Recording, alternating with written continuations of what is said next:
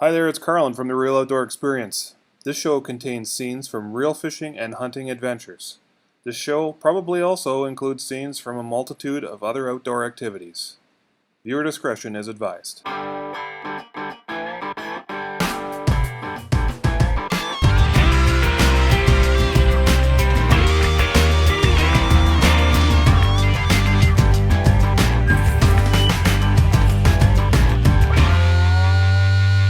Hi everybody and welcome. It's Carlin from the Real Outdoor Experience. Thank you so much for tuning into part 3.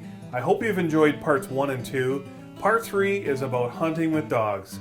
This is my favorite episode, let me tell you. I love hunting with the dogs. It's really why I got started into pheasant hunting. I watched my buddy's dog.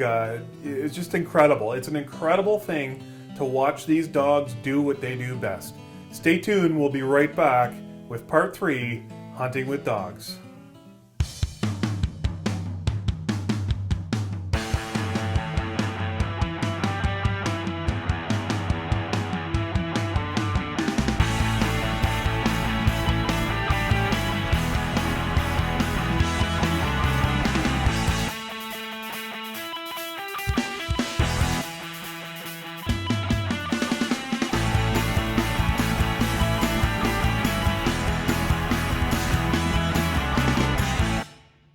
Welcome back to the Real Outdoor Experience and Hunting Pheasant Part 3. This episode focuses on hunting with dogs.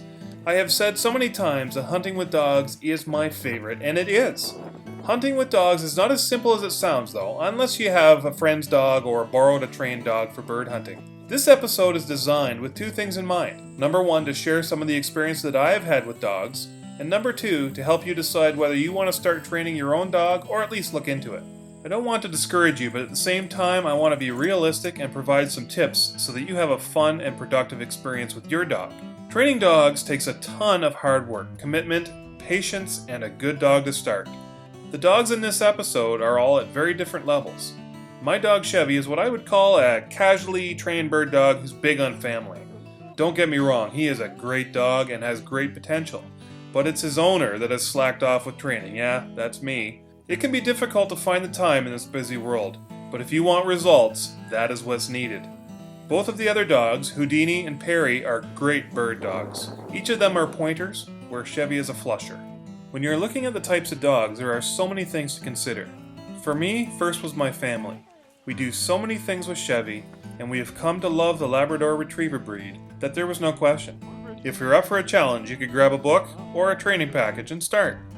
I purchased this particular book and found it to be quite excellent. It starts at a very young age and runs through a few years of the dog's life.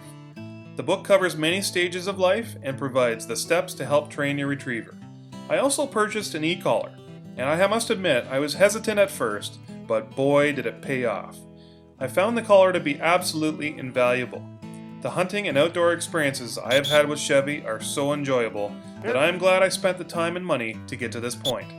As for the pointers, they are great dogs as well and extremely fun to hunt with. The pointers search out birds, they stop, and they point when they find one, and this is really cool to see. Then it's your turn to rustle up the bird and make the shot. There are so many breeds that point, and Paul will mention a few of them in just a minute. What I would suggest to you is to do your research, speak to breeders, check out the internet, and ask friends that you'll hunt with.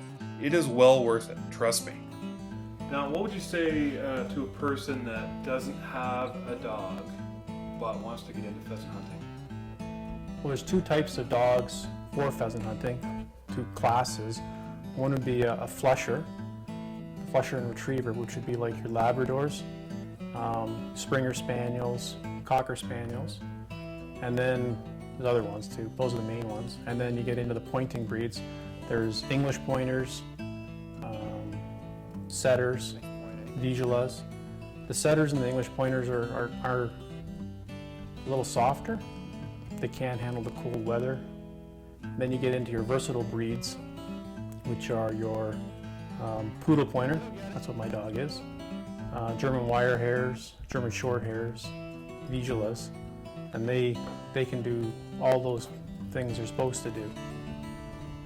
Some of the thinner coated dogs, the cold affects them, especially if you're doing cold water work in the late season. But if you get a German Wire Hair or a poodle pointer, or a Griffon. They can handle the cold weather, cold water, no problem. And those dogs have a wire coat which sheds water, and burrs don't really stick to them. Right. Yeah. Would you suggest to people that it's an easy thing to train a dog for pheasant hunting?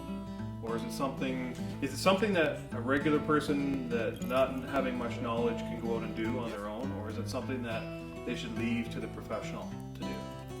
Depends on the dog. Right. Some dogs, like my dog, I had help with him. A trainer helped me out. It took him for a few weeks because his drive is just so high, and once he smells birds, that's all he can think about. The pointing dogs, to have them steady to flush and shot and fall is a lot more work. Using a lot of birds to train them. If you just get like a Springer Spaniel or a Lab, those dogs, they stay close.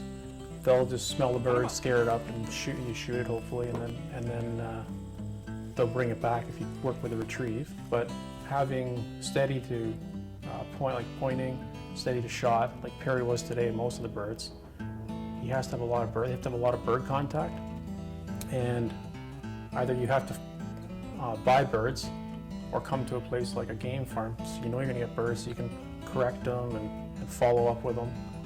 And like today when he was running after a bird, I yelled, "Whoa!" And most of he stopped quite a few times, and that's what I want, stop. So when he gets to retrieve, that's his reward, and he likes that. So That's awesome.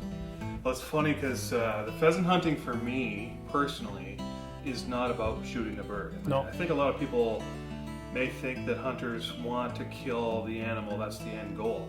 For me, actually, it's I get gratification watching the dogs, yeah. because they're fantastic athletes, and to watch a properly trained dog is, I could do that all day and not see pheasant. Obviously, you know, the pheasant part is a good part, but Yep. the dog thing is just fantastic. I like watching my dog work. Yeah. If I shoot a bird, that's a bonus.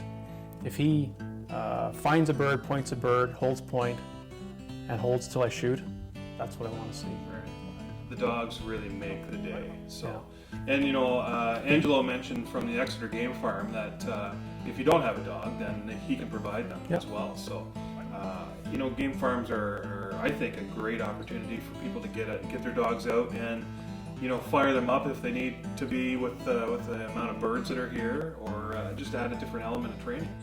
I know that your first time out with me, you shot your very first pheasant over my dog. Yeah. And now that dog is no longer hunting, but the dog I have now was a pup from that dog. Prodigy. Yeah, the Prodigy. You know, I've trained her most myself. Of course, I always ask for help from friends that have got a little bit more experience than you to train a dog, and they just give me a couple little pointers, and everything's fantastic. I know that if you don't have a dog, there are clubs out there that don't mind if you go and walk with them and talk with them and see what they do, and they've got field trials. Some walk, some are on horseback, and they don't mind at all if you come out and watch, as long as you don't disturb the dog from when it's actually doing its hunting or its training. I also know that in the wintertime, when the snow is on the ground, you can still go pheasant hunting, because you just look for the tracks on the ground, because they would prefer to run versus fly. And I've got a few pheasants that way as well. Awesome. Well, thanks again for taking me out. It was a great day, even though we weren't out here too long. It's a beautiful fall day to be outside. Oh yeah, almost too warm. Yeah, almost Yeah. a little bit, but good for the waistline. Yes. Yeah. So is eating. Thanks. Okay. Thank you. Thank you. Thanks, Jimmy. No problem. Thanks again, folks, for tuning in to part 3, Hunting with Dogs. I really hope you enjoyed it. I know I did. The fall is such a great season to get outdoors. The leaves are turning. The air is crisp and clean. You can feel winter coming, but you have a little bit of extra time. Get outside. Take your kids. Find somebody that has a dog. Go to a club. Ask around. Ask a friend. Go hunting with a dog. It is so much fun. Tune in next to part 4, the processing, the preparation, and the cooking of the pheasant. I know you will enjoy it. I've already eaten it. It is so good. Thank you again. Carlin from the Real Outdoor Experience. And as always, I'm keeping it real. Thanks, folks. Take care for now.